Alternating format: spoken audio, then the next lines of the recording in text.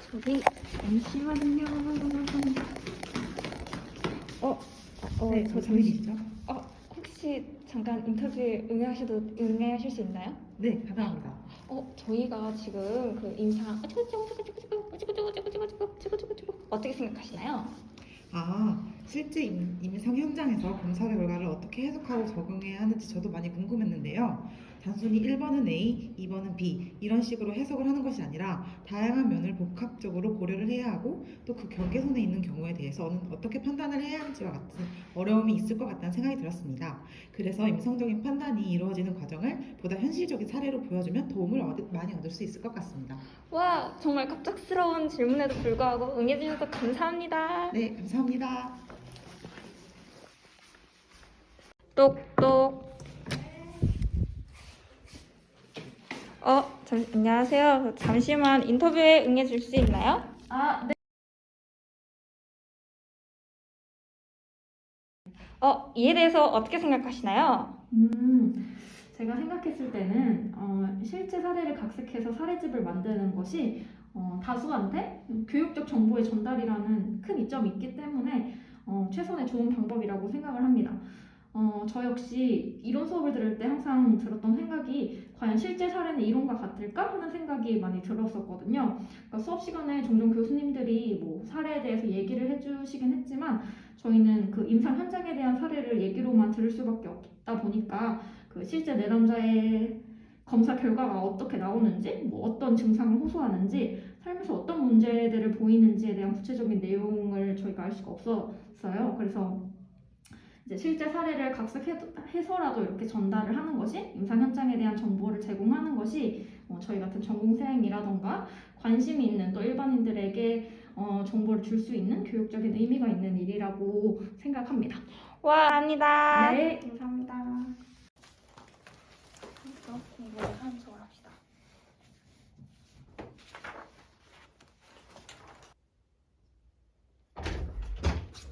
자, 뭐가 문제예요? 정신병리 사례가 잘 이해가 돼요? 사실 사례만 보면은 그냥 책에 있는 사례만 보면 바로 저희가 뭐다라고는 알 수가 있겠거든요. 근데 이제 막상 실제 사람들이 정말 이런지도 잘 모르겠고 그냥 너무 정형화되어 있는 것도 아닌가라는 그런 고민도 들었습니다. 사례는 다 증상에 완전히 부합하는 케이스를 외우기 위해서 본보기를 보여준다는 느낌으로 많이 재편집돼서 말씀하신 대로 그렇게 보여주는 경향이 강한데, 그래서 좀 근데 증상이 굉장히 겹치는 것도 많고 이런 경우는 어떻게 해야 되는 거지라는 의문점이 대학원에 와서 공부를 하면서 더 많이 든 것 같습니다. 그래서 아무래도 저희가 그냥 공부를 하면서 그냥 단순히 이렇게 지식만 책에서 보이는 지식만 있는 게 아니라 실제 실습도 나갔으면 너무 좋겠다라는 저희 고민도 해봤습니다. 사실 대학원 교과 과정에서 무엇이 필요하세요? 뭘 들어보고 싶어요? 라고 하면 많이들 꼭 얘기하시는 것 중에 하나가 실습 수업이 있었으면 좋겠다라는 얘기를 하세요. 네. 근데 사실 실습 수업을 뭐 많이 안 만드는 건 아니에요. 네, 되게 쉽게 만들기도 조금 어려워요. 그러니까 경우에 따라서 만드는데 또 막상 학생들이 할 일이 많다 보니까 그렇게 먼 길을 나갔다 와야 돼서 상당히 하루를 거의 다 쏟게 되거든요. 그런 수업을 또 막상 개설하면 또 이렇게 잘 안 들어서 폐강이 되기도 해요. 뭐 이제 그런 부분들도 있고, 현실적으로 또 한 가지 고민이 되는 건 그냥 주변에 어디라도 그냥 환자 있는 시설 갔다 오면 되지 않을까라고 생각할 수도 있는데, 가서 보는 경험이 너무 몇 가지 없고, 심지어는 너무 열악한 기관을 가는 건 조금 저는 반대거든요. 왜냐면 학부생 때 특히 그런 친구들이 있는데, 막상 우리가 나중에 여러분들이 이제 수련을 받고 일을 하시게 될 곳은 그런 곳보다 훨씬 체계적으로 환자를 보고 여러 가지 공부와 연구가 진행되는 곳인데, 그냥 너무 보호시설 같은 데 가서 되게 진짜 허드렛 일을 하고, 때로는 또 거기 좀 이래저래 바쁘셔서 그렇겠지만 오신 분들에게 어떤 좋은 체험보다는 너무 그냥 잡일을 막 시키고 이런 일들도 많거든요. 뭐 그것도 봉사라고 볼 수는 있겠지만, 저는 제한된 되게 대학원 시절에 그런 걸 하면서 보내는 건 조금 아니지 않나. 그래서 임상심리 전문가분들이 되게 잘 지도해 주실 수 있는 그런 세팅인 경우에 한해서 학생들하고 협의해서 이번 학기에 좀 시간 여유가 있다 그러면은 거기 한 두 분, 세 분 정도는 좀 갔다 올 수 있는 그런 걸 마련하기는 해요. 근데 막 무작정 학생들이 막 개별적으로 어디 나나 사례 좀 봐야겠어, 이런 건 별로 바람직하지 않은 것 같고요. 사실 대학원도 여러 가지 경로를 통해서 사실 가끔 환자분들 의뢰가 오는 경우가 있잖아요. 저는 오히려 좀 그렇게 작더라도 내가 체험할 수 있는 한 개 내지 두 개 사례를 좀 집중적으로 공부해서 그것이 내가 배운 지식하고 어떻게 연결되는지를 좀 고민해 보는 게 더 좋지 않을까라는 생각이 들어요. 그게 막 DSM의 진단 기준만 막 딸딸 외는 거 이상의 훨씬 의미 있는 공부가 되지 않을까 싶습니다. 네, 감사합니다.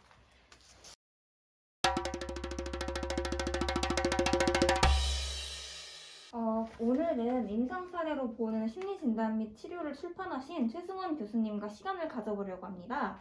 우선 해당 책에 대해서 간략하게 설명해 주실 수 있으실까요? 지금 임상심리학계에서 현재 활동하고 계신 중견 임상심리학자 분들이 모여서 이제 한 챕터씩 나눠서 이제 이 각 분야에 대해 정신병리 또 소개 그리고 주로 심리 검사 결과 그리고 각종 이론들 치료 방법 같은 내용들을 좀 잘 정리해서 사례가 소개되는 일종의 정신병리 책을 한번 만들어 보자라는 기획이 있었어요. 실제로 이제 사례로 보는 임상심리학이라는 책이 원래 한 권이 있어요. 요 전에 많이 또 필독서기도 한데 이제 지금은 돌아가신 원로 김중술 교수님께서 이제 병원 안에서 수련생들하고 했던 사례를 바탕으로 만든 건데 좀 이번엔 사실 그렇게까지 권위 있는 이제 학자분이 지금 있는 상태는 아니기 때문에 이제는 그냥 각자 자기 좀 전공을 나눠서 자기가 잘 아는 부분들을 좀 하나씩 소개해 보는 게 어떨까. 그리고 그 당시는 조금 상당히 정신력동에 조금 많이 치우쳐져 있는 측면도 있었거든요. 저는 요즘 시대 때는 사실 심리 사회뿐 아니라 생물학적 접근도 동등하게 다뤄져야 된다고 생각해요. 그래서 그런 걸 다 고려해서 좀 최대한 좀 최신 조류에 맞게끔 만든 정신병리 사례집이다라고 보시면 되겠습니다.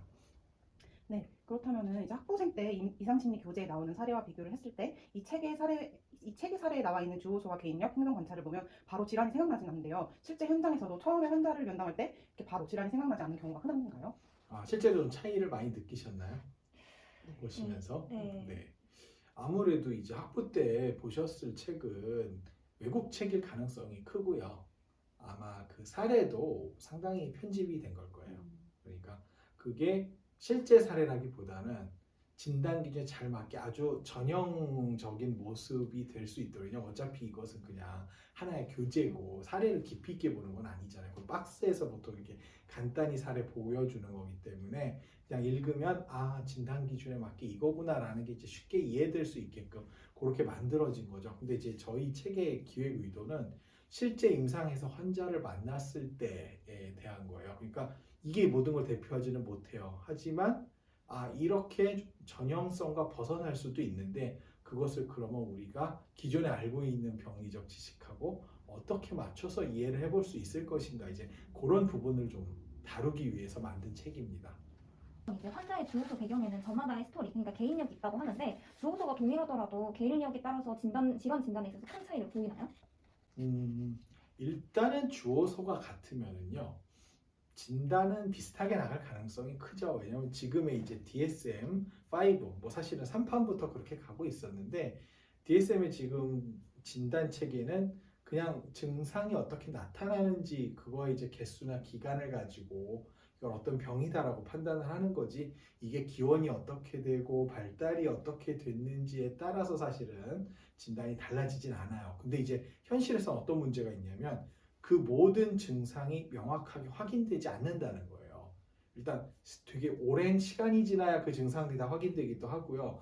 환자는 저 힘들어요 라고 오지만 구체적으로 저는 초조 증상이 있고요. 이거는 몇 월부터 시작됐고 이렇게 답을 하지 않거든요. 그냥 죽겠다 힘들다 이렇게 얘기하기 때문에 그 안에서 DSM에 있는 그런 정보들이 깔끔하게 나오질 않는 거죠. 그러면 이런 경우에는 이분의 병력이나 다른 정보들이 어느 병과 가장 일치하는지를 보고서 그걸 추론을 할 수밖에 없는 경우들이 되게 많아요. 정보가 제한되기 때문에. 그럴 때는 좀 유용하게 활용될 수가 있죠. 네, 우리 학교의 중요한 건물인 차미리 사관으로 이동을 해보았는데요. 그럼 이제 교수님의 책의 하이라이트인 이제 사례에 대한 부분을 질문 드리려고 합니다. 책을 보면 사례에 대해서 사례 개념화가 되어 있는데 보통 사례 개념은 가장 중요하지만 그만큼 쉽지 않다고 합니다. 그러면은 이 사례 개념화는 무엇인지 알려줄 수 있으실까요?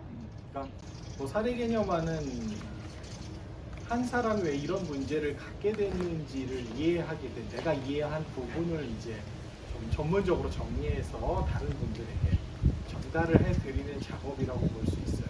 그래서 많은 이제 면담이라던가 병력 자료들도 있었고 심리검사 등등도 다른 의학적 검사들도 있고요. 이런 자료들을 통합해서 이분의 병은 어디서부터 시작해서 어떤 취약점이 시발점이 돼서 그 병을 계속 유지를 시켰고 지금까지도 왜 해결이 되지 않고 혹은 더 악화되면서 살고 있는지에 대한 그 과정을 설명해 주는 거죠. 그러니까 한 개인의 그냥 정신병리를 설명해 주는 과정이라고 보시면 되겠어요. 그냥 원인과 경과가 쭉 나오는 거죠. 물론 자료가 전반적으로 되게 부족해요. 그래서 완벽할 수는 없고요. 얻어진 결과들을 바탕으로 저희가 가장 추천하는 거는 기존의 이 병에 대한 많은 학자들의 이론과 가설 체계들이 있어요. 그 중에 내가 얻은 자료들이 사실 좀 어떤 체계에 가장 부합하는지를 잘 맞춰보고 그거에 조금 맞춰서 보통들 많이 해석을 하죠. 뭐 어떤 분들은 약간 학습심리학 기반으로 하시는 분들도 있고요. 약간 뭐 정신역동의 특정 이론을 바탕으로 해서 설명을 하기도 하고 뭐 다른 연구 결과를 기반으로 해서 설명하기도 하고요. 물론 뭐 다 맞진 않기 때문에 내가 거기에서 확인한 조금 다른 내용들 같은 것들은 좀 추가하거나 뭐 변경을 해서 최종적으로 이렇게 완성이 되는 거고요. 어쨌든 읽는 사람에게 최대한 짧은 시간에 이분이 이런 문제를 이렇게 얻어왔구나. 그러면 우리는 치료를 이런 식으로 할 게 필요하겠네 라는 것들에 대한 좀 결론을 낼 수 있도록 도움을 드리는 작업이죠. 감사합니다. 네, 감사합니다. 그렇다면 이제 실제로 책을 보면은 MMPI가 양극성 장애 환자의 경우 급증 상태에서는 2번, 0번 척도가 낮게 나오고 9번 척도가 가장 높게 상승하지만 실제의 경험은 그렇지만은 않다고 되어 있습니다. 현장에서 이렇게 전형적인 모습과 다른 부분이 나오면은 어떻게 해석을 해야 하는 걸까요? 전형적인 모습은 잘 안 나와요. 전형적인 모습이 나오면 그냥 운이 좋은 거고요. 현장에서는 그냥 그 결과가 검사 결과 나온 그 자체를 존중해서 해석을 해야 되는 것 같아요. 이 사람은 이렇게 나와야 되는데 라는 거 자체가 이미 편견인 거죠. 그러니까 뭐 조증이 높을 때 9번이 나올 수도 있지만 그건 그냥 전제가 있는 거예요. 그냥 이 사람이 MMPI가 의도한 대로 반응을 잘 해줬을 때만 그렇게 나오는 거거든요. 뭐 경우에 따라서는 본인의 증상이 조금 다를 수도 있고요. 그 MMPI에서 적은 것과 그리고 경우에 따라서는 또 MMPI에서 나온 대로 답을 하고 싶지 않을 수도 있는 거예요. 자기 보고식이기 때문에 여러 가지 경우를 잘 참작해서 왜 지금 이 현상이 이렇게 나타났을까를 중심으로 해석을 할 수밖에 없죠. 네, 교수님, 그럼 교수님께서 처음 현장에서 수련을 받으실 때 기존 사례집과 다른 현장 때문에 고초를 겪으시거나 어려웠던 경험이 있으신가요? 일단은 기존 사례집 자체도 없었던 것 같아요. 그러니까 뭐 사례집이라는 게 영문 사례집 같은 게 있기는 한데 되게 그냥 전형적으로 진단 기준에 맞게 나와 있는 것들이고 해서 사실 현장에서 보는 경우에는 그렇게 전형적인 사례가 별로 없거든요. 그러니까 사실 거의 참고할 부분도 없었고 많은 부분은 그냥 소위 피셜에 의해서 그냥 이것저것 이런 거 아닐까? 그러면서 결국은 많은 수련이라는 게 이 시점에 야단을 맞으면서 시작을 하죠. 막 선생님께서 그건 잘못 본 거다. 이건 이게 맞아 말하는 건데 사실 초반인데 그것도 어려웠던 것 같아요. 선생님은 그렇게 말씀하시는데 또 어디에도 마땅히 근거가 없는 거예요. 그런 것들이. 그래서 가끔은 좀 나는 그렇게 생각 안 드는데 그런 생각도 있고 뭔가 조금 더 객관적으로 볼 수 있는 자료는 없을까라는 생각이 많이 들었어요. 그러면은 이 책으로 인해서 가장 큰 도움을 받을 수 있을 것 같은 분들은 어떤 분들이시죠? 아무래도 제일 타겟은 대학원에서 정신병리를 처음 배우시는 분들인 것 같고요. 하지만 뭐 책의 수준이 그렇게 뭐 어렵진 않기 때문에 뭐 학부생이라든가 아니면 대학원 심리학과 대학원이더라도 뭐 약간 조금 다른 전공에 계신 분들도 볼 수는 있을 것 같아요. 근데 뭐 그렇게 재밌진 않겠죠. 기본 타겟은 아무래도 임상심리를 전공하시는 석사분들을 위해서 썼다라고 보시면 되겠어요. 네, 그러면 이제 이 책을 집필하시면서 아쉬운 점이 있으시다면 무엇일까요? 아쉬운 점은요. 사실 좀 시간이 되게 빨리 써야 된다고 생각했는데 저자 몇 분의 사정 때문에 되게 오래 걸렸어요. 그래가지고 제가 낸 거보다도 한 거의 2년 반인가 지나서 나왔던 것 같은데 이럴 줄 알았으면 조금 더 여유 있게 최신 뭐 연구 결과나 이런 것들도 조금 더 반영할 수 있었을 텐데라는 생각도 들고요. 좀 뭐 무리긴 하지만 좀 전반적으로 제가 기획을 해서 좀 사례집을 써보고 싶다는 생각도 들더라고요. 그러면은 이제 다음 사례집에서는 이런 부분을 보완한 교수님의 새로운 사례집도 나올 수 있었으면 좋겠습니다. 감사합니다. 네, 이번에 이 출판이 되면서 기념으로 사실 뭐 제가 책을 다 쓴 것도 아니고 사실 챕터 하나라서 기념을 너무 거창하게 하긴 조금 그랬고요. 주로 알리익스프레스에서 살 수 있는 저렴한 내추럴 파크라는 브랜드의 패션 시계를 하나 마련했습니다. 사실 제가 요즘에는 패션 시계에 대한 관심이 되게 많아진 것 같아요. 예전에는 뭐 시계가 되게 그냥 다 그게 그거였거든요. 생긴 게 뭐 줄 색깔도 뭐 가죽 아니면 쇠고 뭐 다 이런 거였는데 그러다 보니까 사실은 옷하고 잘 맞지 않아요.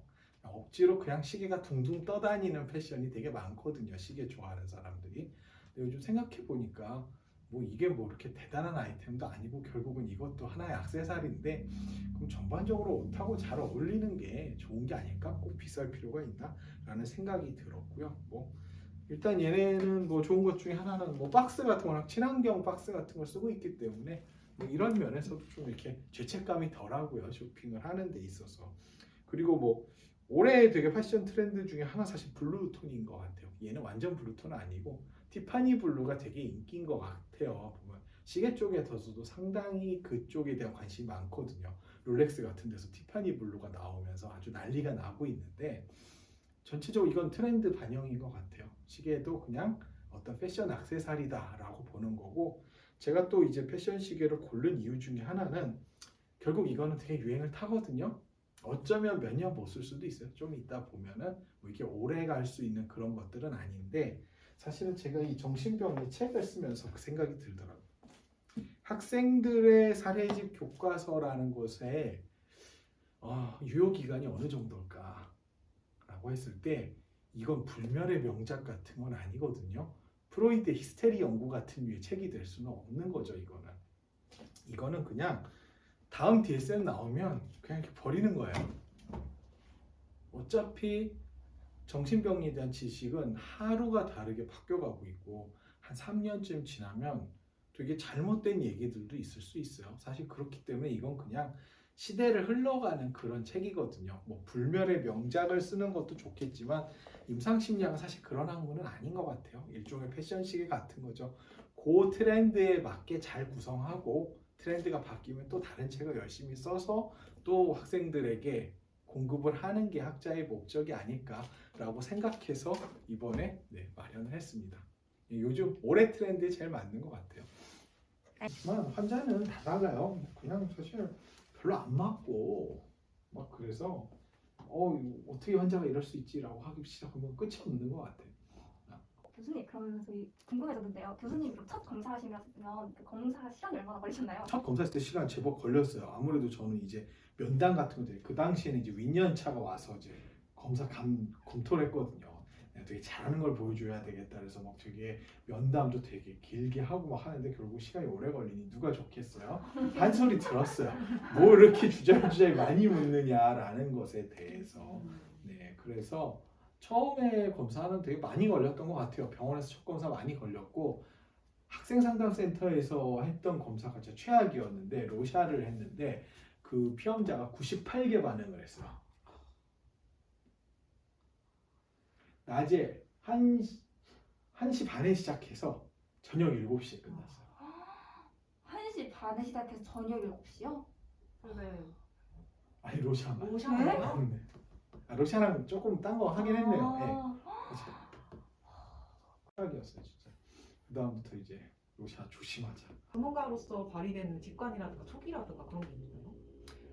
뭐 대부분 선진국들을 보면 그 근거의 상당 부분을 또한 그 전문가의 소견도 되게 중요한 근거로 보는 것 같아요. 근데 그 소견이 바탕이 되려면 거기에는 상당한 사례와 연구가 배경이 있어야 되는 것 같아요. 그러니까 그걸 우리가 임상심리학을 연구하잖아요. 학술지 보신 적 있나요? 네. 임상심리학회 페이지 네. 같은 거 사례 보신 적 있나요? 사례는 본 적이 없는 것 같아요. 우리 대부분 임상일을 하는 사람인데 왜 사례에 대한 게 논문으로 발표가 안 되지 싶은 거예요. 사실은 우리에게 되게 중요한 연구거리가 지금 공부할 수 있거나 논의되는 데서 차단이 돼 있어요. 이게 좀 되게 심각한 문제인 것 같아요. 그러면 마지막으로 전국에 있는 이제 공부를 하는 대학원생과 수련생에게 한마디 해줄 수 있나요? 일단 지금은 병원 시험이 워낙에 필기 위주로 돼 있다 보니까 마치 막 되게 이런 거 다 외워라. 맨날 이제 선배들도 그런 얘기 할 거예요. DSM 일단 다 외워. 진단 이런 거 다 머리에다 PDF 파일을 찍어서 넣어놔. 뭐 이제 이런 식으로 얘기하는데 교수 입장에서는 되게 안타까워요. 그거 왜? 펼치면 나오는 지식인데. 그러니까 지금 현대에는 이제 뭔가를 외우는 건 지식이 아닌 것 같아요. 이거 외워서 뭐 하겠어? 그죠? 그러니까 앞으로는 좀 병원 시험도 그런 관점에서 좀 바뀌어야 되지 않을까라는 생각이 들어요. 그걸 막 잘 외운 사람을 뽑는다고 해서 뭐 도움이 되겠어요? 오히려 얼마나 깊이 있게 사례를 고민했느냐 그런 사람을 선발해야 잘하겠죠. 부탁드립니다. 선발 시험 좀 바꿔주세요. 감사합니다, 교수님. 감사합니다.